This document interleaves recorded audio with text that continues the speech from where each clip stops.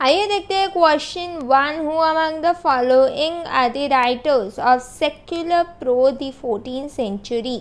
A John of Trevisa, B Julian of Norwich, C John Mandeville, D Bernard of Clairvaux, E Walter Hilton.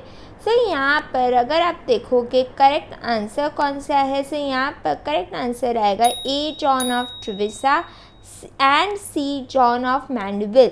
अब sir John मैंडेविल को तो आप जानते ही होंगे उनके फेमस बुक ऑफ ट्रैवल्स के लिए। सो यहाँ पर करेक्ट आंसर आएगा option 3 A and C only, John of Trevisa and John Mandeville. आइए देखते हैं क्वेश्चन 2। अगेन ब्रिटिश लिटरेचर से पूछा गया है, which of the following were written by Thomas Love Peacock. अब जो मेरे ऑनलाइन लेक्चर्स है उस पर मैं स्टूडेंट्स को बताती हूँ कि थॉमस लव पिकॉक एक important satirist, essayist and poet है। अब पिकॉक के 3 इम्पॉर्टेंट प्रोज सटायर्स है जो UGC NET point of view से आपको याद रखना पड़ेगा। Number first is Hedlog Hell, published in year 1816. Second, Melancholy, published in year 1817. Third, Nightmare Abbey, published in year 1818. So ये 3 प्रो सटायर्स है ऑफ पिकॉक जो आपको याद रखने हैं for UGC NET point of view, और वहीं से क्वेश्चन बनकर आया है surprisingly. So A Headlong hell Hall, I am so sorry, ये करेक्ट आंसर है, which was published in year 1816। Second work is Nightmare Abbey, ये पब्लिश्ड हुआ है इन 1818। अगेन ये नॉवेला है by Thomas Love Peacock. C imaginary conversations, ये important work है of Walter Savage Landor. Then D the spirit of age, ये work है by William Hazlitt.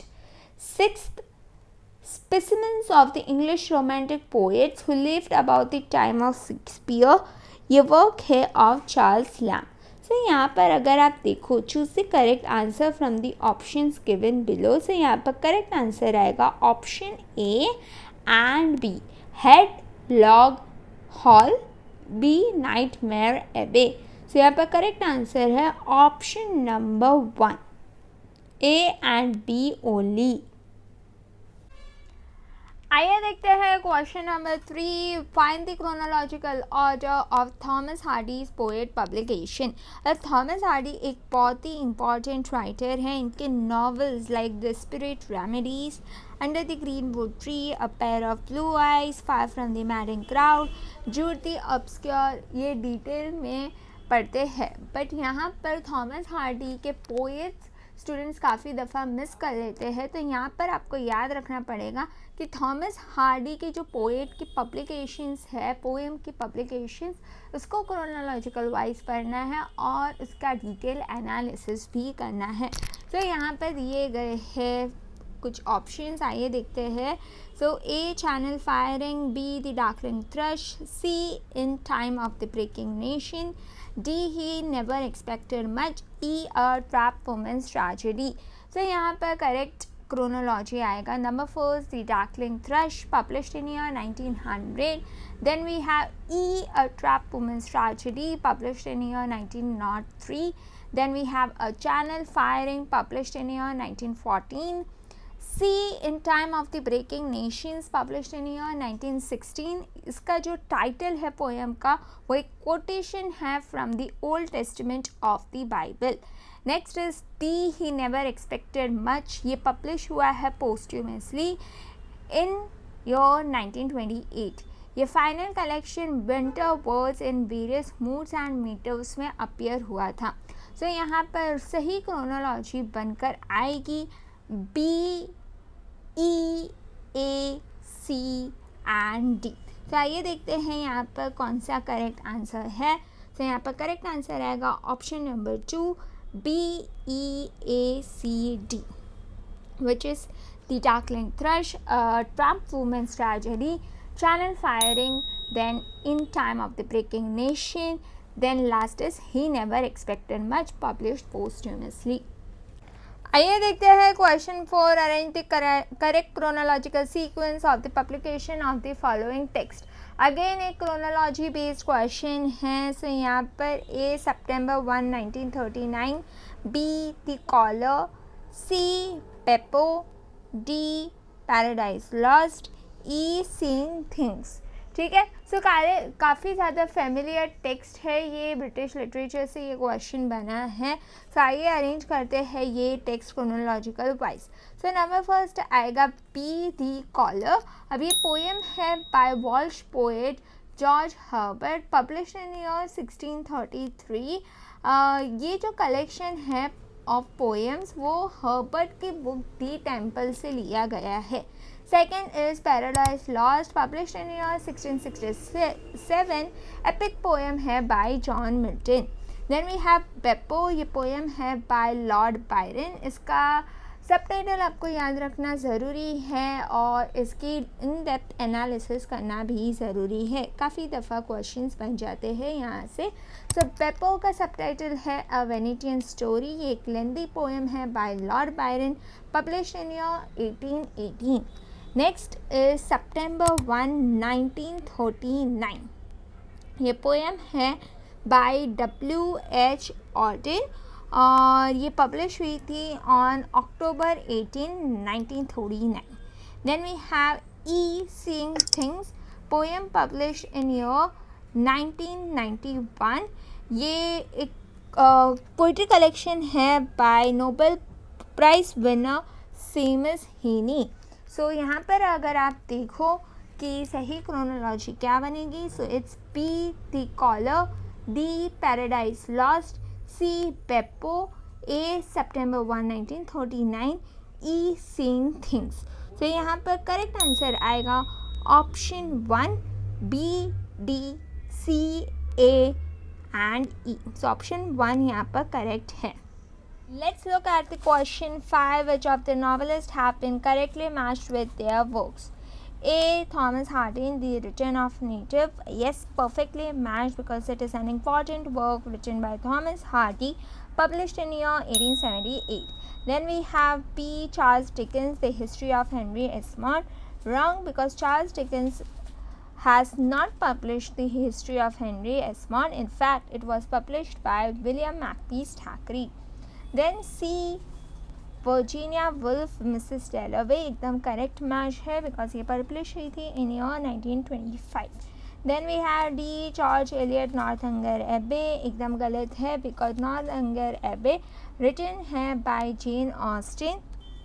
Then we have E Charlotte Bronte the professor, एकदम correctly match है और ये publish हुई थी इन ईयर 1857। तो यहाँ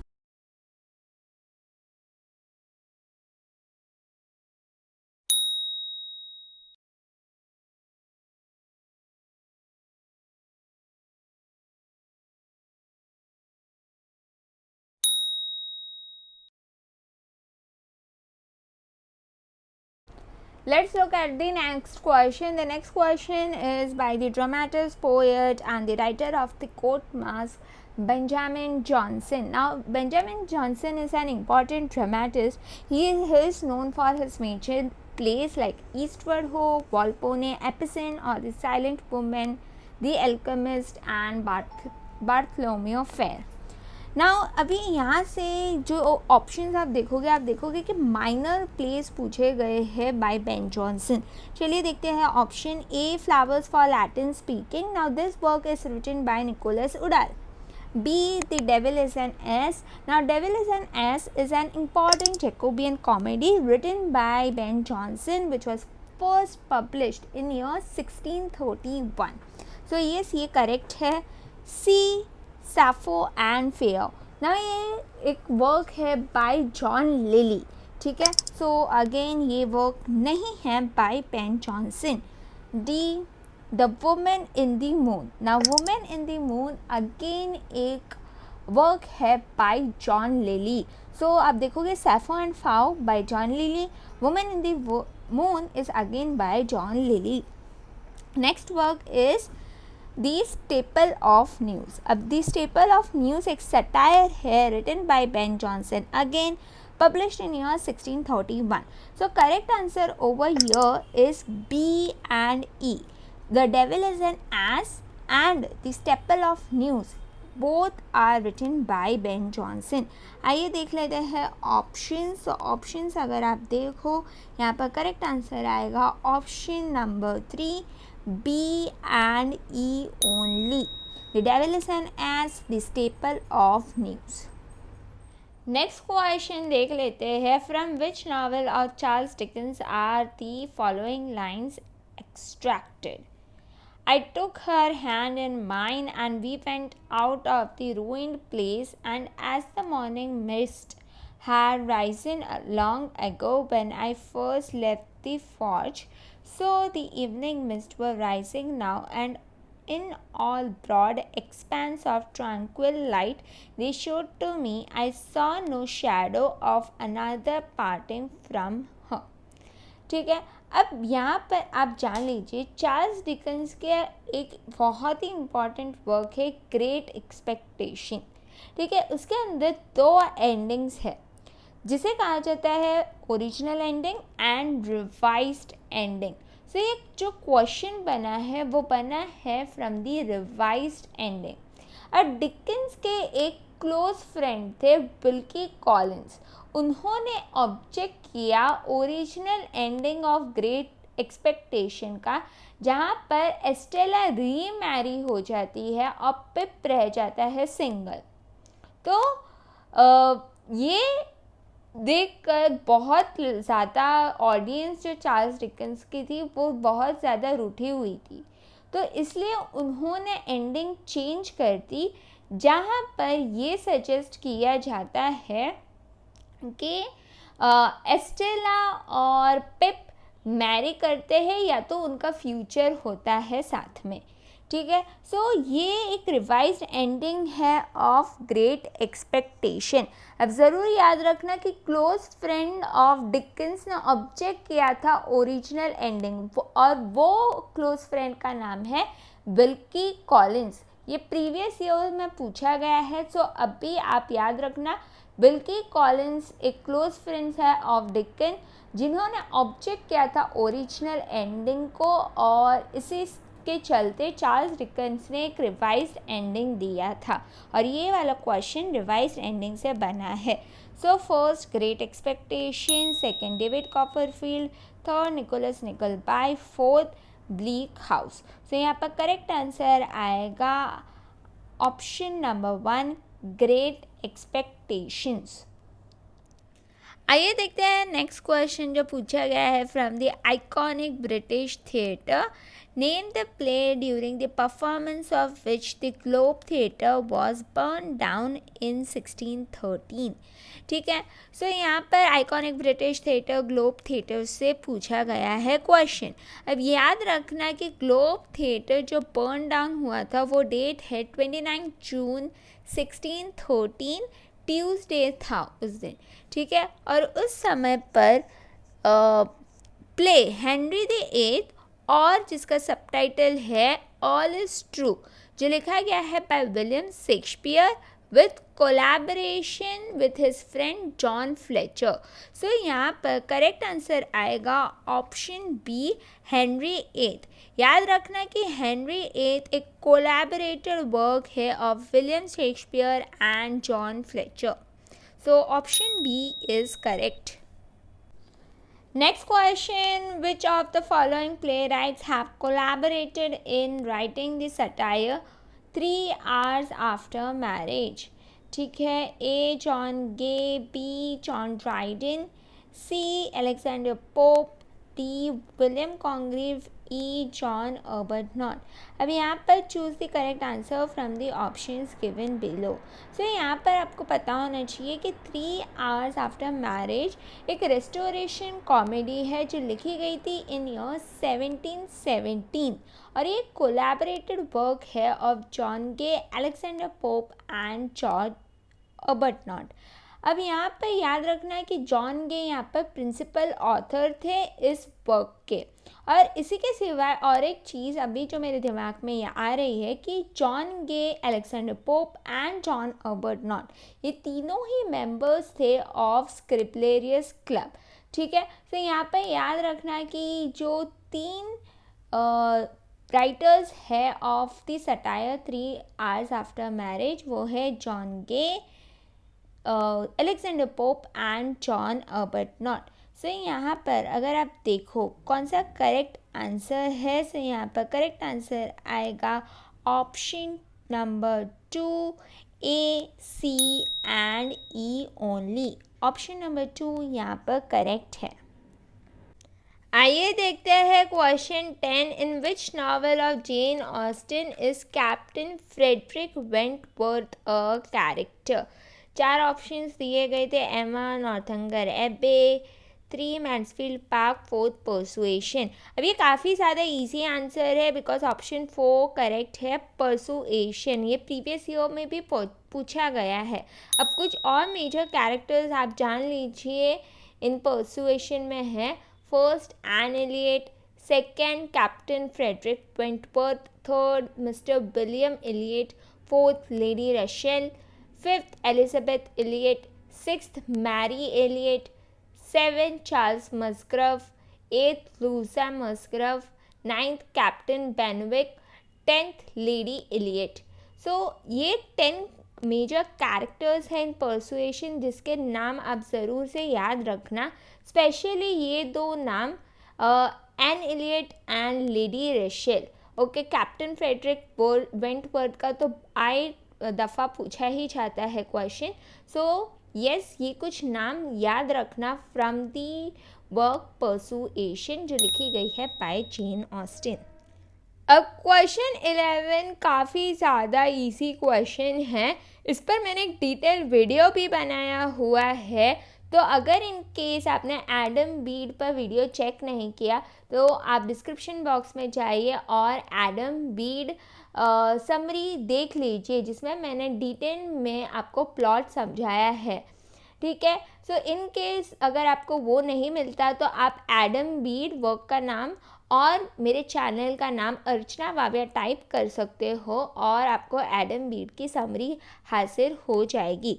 सो Adam in Adam Bede of George Eliot is dash mason, teacher, carpenter, doctor. So यहाँ पर करेक्ट आंसर है ऑप्शन 3, कारपेंटर।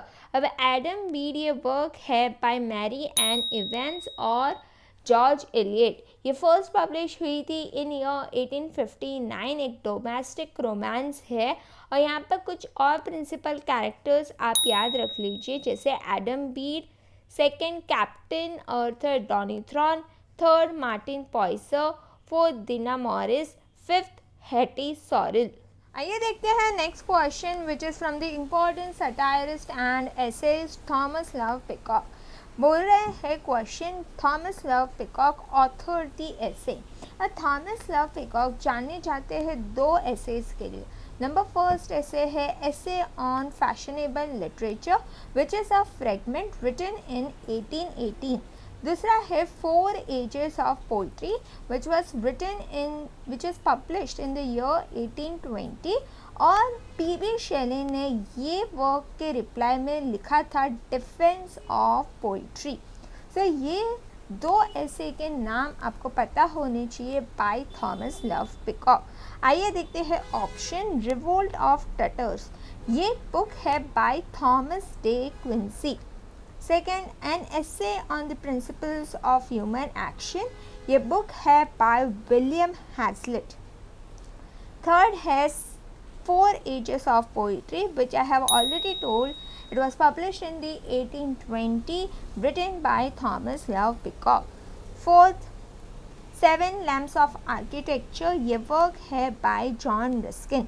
So यहाँ पर आप देखोगे करेक्ट आंसर कौन सा है। So correct answer is option number 3, 4 Ages of Poetry. Option 3 यहाँ पर करेक्ट है। been authored by Thomas Carlyle. अब थॉमस कार्लाइल इम्पॉर्टेंट तो है पर उनके साथ एक फ्रेज एसोसिएटेड है विद थॉमस कार्लाइल। मुझे कमेंट सेक्शन में कमेंट करके बताइए कि ऐसा कौन सा फ्रेज है जो एसोसिएटेड है विद थॉमस कार्लाइल। मैं कुछ ही समय में आपको आंसर बताऊंगी, but try your level best to answer this one. ठीक है, आइए देख लेते हैं ऑप्शंस।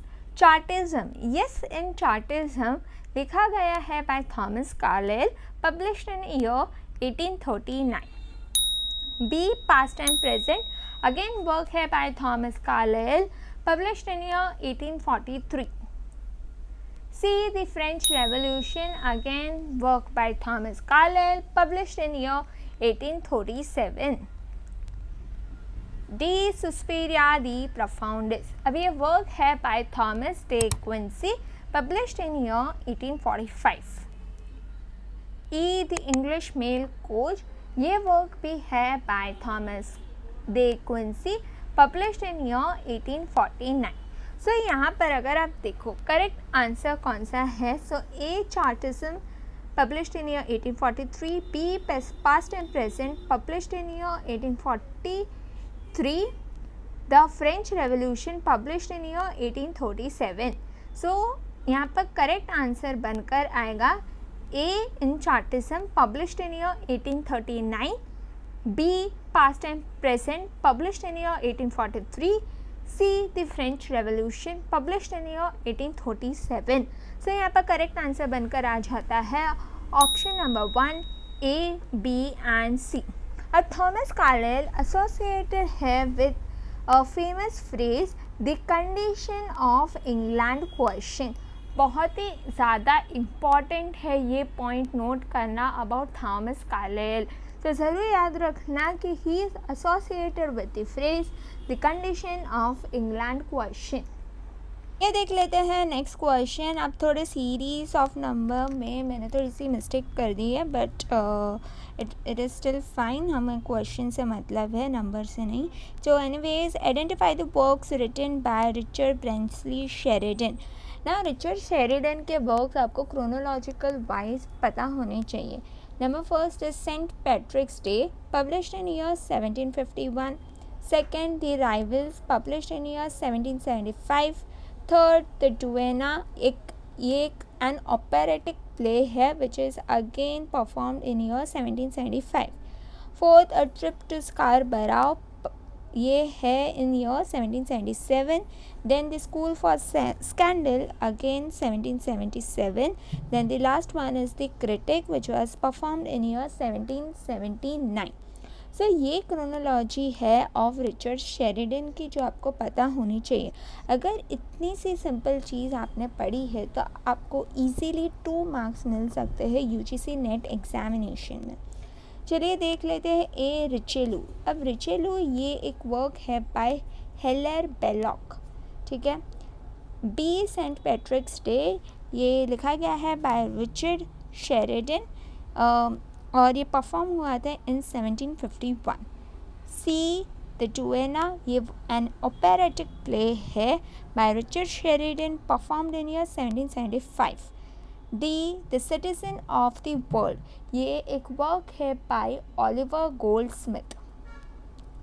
ई, एरिन, ये वर्क है बाय सैमुअल जॉनसन. सो यहाँ पर अगर आप देखो, choose the correct answer from the options given below. So correct answer is B, the Saint Patrick's Day and C, the Duenna. So यहाँ पर हम देख लेते हैं कि ऑप्शन 3 यहाँ पर करेक्ट है, B and C only, Saint Patrick's Day and the डुएना.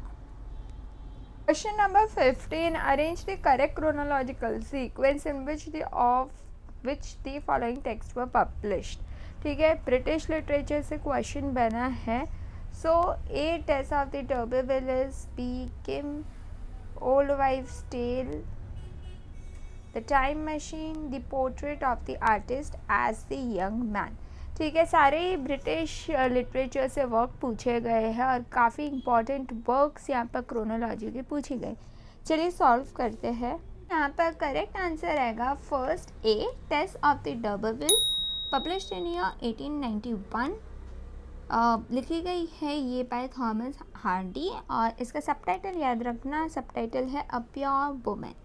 Second है the time machine, published in year 1895, ये वर्क है by H.G. Wells। Next is B Kim by Rudyard Kipling, published in year 1901. Then we have C, The Old Wives' Tale, published in year 1908, written by Arnold Bennett. Then we have A Portrait of Artist as a Young Man, published in year 1916 और ये work है by James Joyce. So यहाँ पर सही chronology आएगी A, Tess of the D'Urberville, D, The Time Machine, B, Kim, C, The Old Wives' Tale, E, A Portrait of Artist as a Young Man. So यहाँ पर correct answer है A, D, B, C and E. तो यहाँ पे देख लेते हैं option 1 ही correct है, तो ऑप्शन 1 यहाँ पर हो जाता है correct. Number 16, who among the following wrote about Charlotte Bronte that her mind contained nothing but hunger, rebellion and rage? 4 options दिए गए थे, A, Elizabeth Gaskell, B, Matthew Arnold, C, Charles Dickens, D, Mary Shelley. तो यहाँ पर correct answer है B, Matthew Arnold. आइए देख लेते हैं question, who among the following is an early Tudor poet? A, Geoffrey Chaucer, B, John Skelton, C, William Langland, D, John Gower. अब यहाँ पर जान लीजिए कि जो जॉन स्केलेटन हैं वो पोएट लॉरिएट घोषित किए गए थे by universities like Oxford, Louvain and Cambridge. So यहाँ पर जो करेक्ट आंसर है वो है option B, John Skelton. William Langland author है ऑफ पियर्स द प्लोमैन और जॉन गोवर का प्रिंसिपल वर्क है कॉन्फेसियो अमेंटिस। ठीक है, सो ज़रूर से याद रखना कि John Skeleton was created poet laureate by the universities of Oxford, Leuven and Cambridge. So correct answer over here is option B, John Skeleton. आइए देखते हैं मैच द कॉलम। लिस्ट 1 में दिए गए हैं ऑथर्स, लिस्ट 2 में दिए गए हैं वर्क्स और उनको करेक्टली मैच करना है। So first is George Meredith. अब इन्होंने एक नॉवेल लिखी है Evan Harrington which was published in year 1861। Then we have George Eliot, इन्होंने शॉर्ट स्टोरी लिखी है Scenes of Clerical Life. Then we have Charlotte Bronte, इन्होंने नॉवेल लिखी है the Professor which was published in year 1857। Then we have William Makepeace Thackeray, इन्होंने work लिखी है, novel लिखी है the Virginians which was published in year 1859. So over here if you see George Meredith, Evan Harrington, B, George Eliot, 2 scenes of clerical life, C, Charlotte Bronte, 4, The Professor, D, William Makepeace Thackeray, 1, The Virginians. आइए देख लेते हैं question. The debate on the condition of England question was initiated by. अब कुछ समय पहले ही एक question आया था अबाउट थॉमस कार्लाइल, तभी मैंने बताया था कि ये एसोसिएटेड है with the phrase the condition of England question. So यहाँ पर बिना ऑप्शंस देखे ही आपको पता होना चाहिए कि ऑप्शन 3 यहाँ पर करेक्ट है, थॉमस कार्लाइल यहाँ पर राइट आंसर है। Question 20, Ted Hughes Wodwo is. अब टेड्यूक्स एक पोइट लॉरिएट रह चुके हैं from year 1984 until his death, और इनके कुछ वर्क्स हैं जो काफ़ी इंपॉर्टेंट है और मेरी पर्सनल फेवरेट भी है, जैसे कि the hawk in the rain which was published in year 1957, second lupercal which was published in year 1960, third wodwo which was published in year 1967, ये प्रोज एंड वर्स है। Then fourth crow which was published in year 1970, fifth cave birds which was published in year 1975। So यहाँ पर question बना है वोडवो से। अब वोडवो जो है एक ड्रामेटिक मोनोलॉग है लिखा गया है ये इन फ्री वर्ड्स। अब वोडवो के अंदर एक जो इंटरेस्टिंग थिंग है वो हमें ये नहीं पता चलता कि वोडवो जो कैरेक्टर है वो एक्चुअल में है क्या, वो वाइल्ड एनिमल है या ह्यूमन है या कोई टाइप का भेड़िया है। ठीक है, टेक्निक यहाँ पर यूज़ की गई है that is of stream and consciousness. So ये जो पोइट्री कलेक्शन है वो ज़्यादा इम्पॉर्टेंट बन जाता है, इसको डिटेल में पढ़ना बहुत ज़्यादा इम्पॉर्टेंट है। कुछ ही दिनों में टेड्यूक्स पर मैं एक डिटेल वीडियो बनाऊंगी। अगर इन केस आपने मेरे चैनल को सब्सक्राइब नहीं किया तो पक्का से मेरे चैनल को सब्सक्राइब कर दीजिएगा।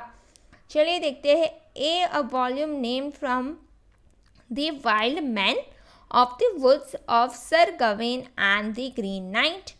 B a volume named after the elves of Mask of the Tempest.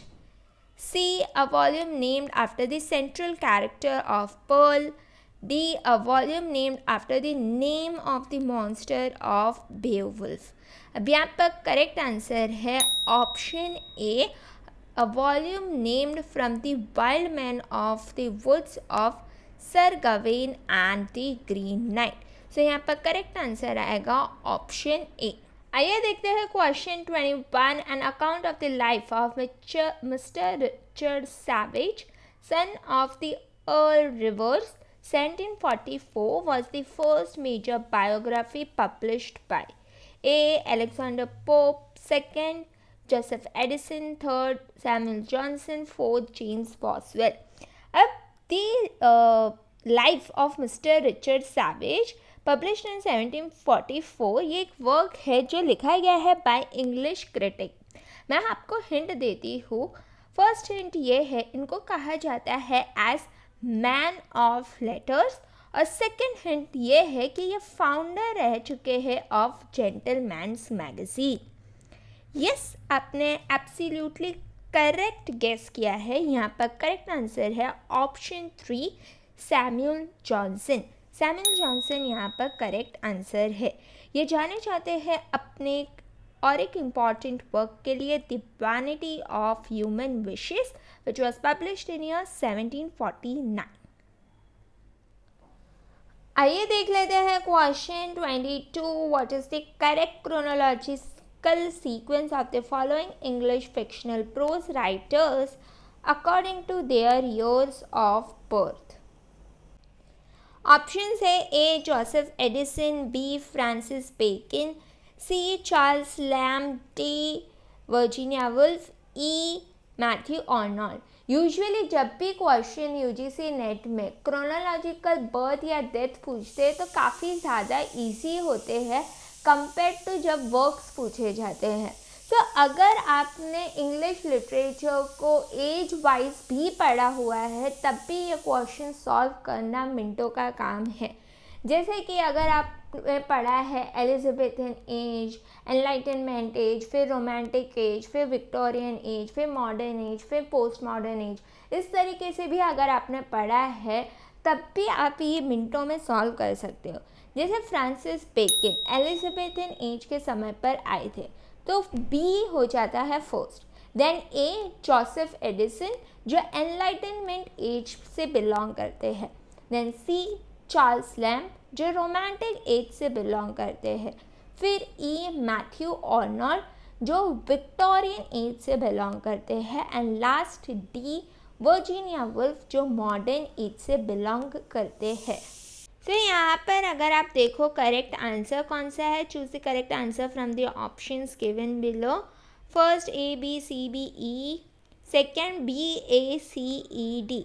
तो यहाँ पर करेक्ट आंसर आएगा B A C E D. Option 2 यहाँ पर करेक्ट है।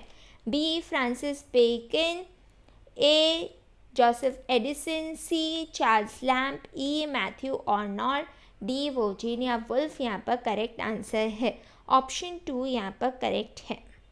देखते हैं question 23। Which among the following is true about Religio Laici? A John Dryden wrote Religio Laici, एकदम करेक्ट है। B Religio Laici strongly criticise the Anglican church.